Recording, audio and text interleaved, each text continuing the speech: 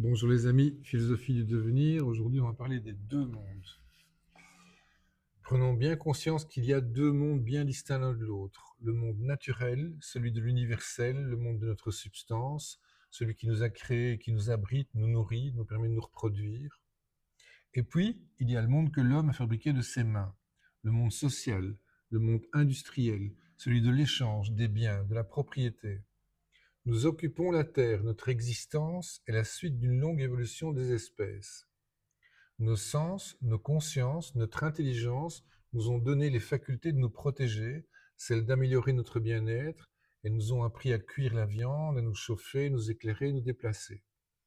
Pendant ce temps très court de l'évolution de nos connaissances, des techniques et de la communication entre nous, la Terre et l'univers qui la contient n'ont pas changé ou très peu.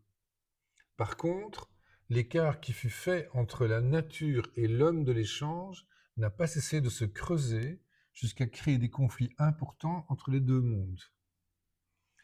Nous le voyons très bien de nos jours, on n'a jamais autant parlé de la planète et du climat qui seraient en modification à cause de notre industrie.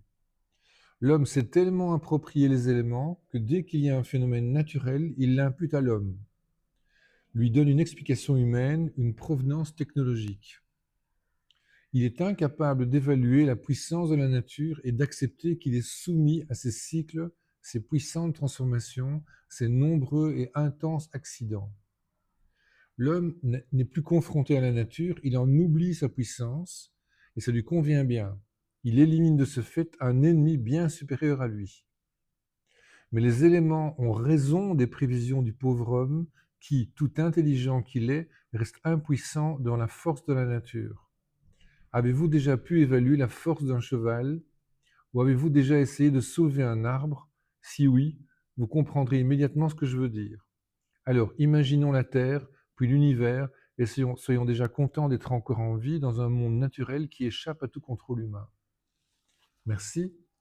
Et j'en profite pour vous rappeler donc Philosophie du devenir, que vous pouvez trouver, si vous êtes à Bruxelles, à la librairie Filigrane, à la librairie Maupassant, et aussi chez Tropisme au centre-ville, et à Livre Ouvert, qui se trouve à Beaulieu-Saint-Lambert.